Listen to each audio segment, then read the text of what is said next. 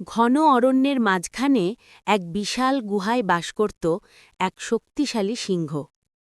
জঙ্গলের সবাই তাকে সিংহ রাজা বলে ডাকত। শক্তি, সাহস আর গর্জনের কারণে শুধু পশুরা নয়, বাতাসও যেন তার সম্মান করত।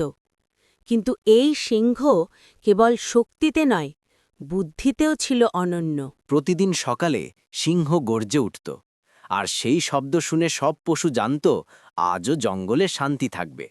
হরিণ, বানর, শিয়াল, এমনকি ছোট পাখিরাও তার রক্ষার আশ্বাসে নিশ্চিন্তে ঘুরে বেড়াত।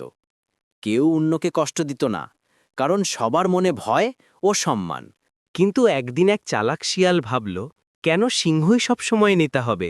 যদি আমি চাতুরি করে রাজা হয়ে যাই? শিয়াল গোপনে অন্য পশুদের কানে কানে বলল, সিংহ বুড়ো হয়ে গেছে আর আমাদের রক্ষা করতে পারবে না। আমার মতো বুদ্ধিমান কেউ হলে সবাই বেশি নিরাপদ থাকবে। কিছু দুর্বল প্রাণী শিয়ালের কথায় ভয় পেয়ে গেল। তারা ভাবল, হয়তো সত্যি সিংহ আর আগের মতো শক্তিশালী নেই। এক রাতে জঙ্গলে এলো মানুষ শিকারী। তারা ফাঁদ পাতল হরিণ ধরার জন্য। ভোরে হরিণেরা যখন চড়ে বেড়াচ্ছিল, তখন একজন হরিণ সেই ফাঁদে আটকা পড়ল। বাকিরা ভয় পেয়ে গেল। শিয়াল তখন সুযোগ নিয়ে বলল, দেখলে তো, সিংহ কিছুই করতে পারছে না।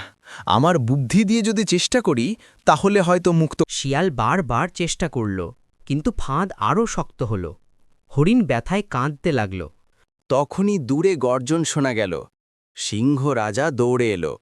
তার এক টানে লোহার ফাঁদ ভেঙে গেল, আর হরিণ মুক্তি পেল। সবাই অবাক হয়ে গেল, রাজা এখনও ততটাই শক্তিশালী।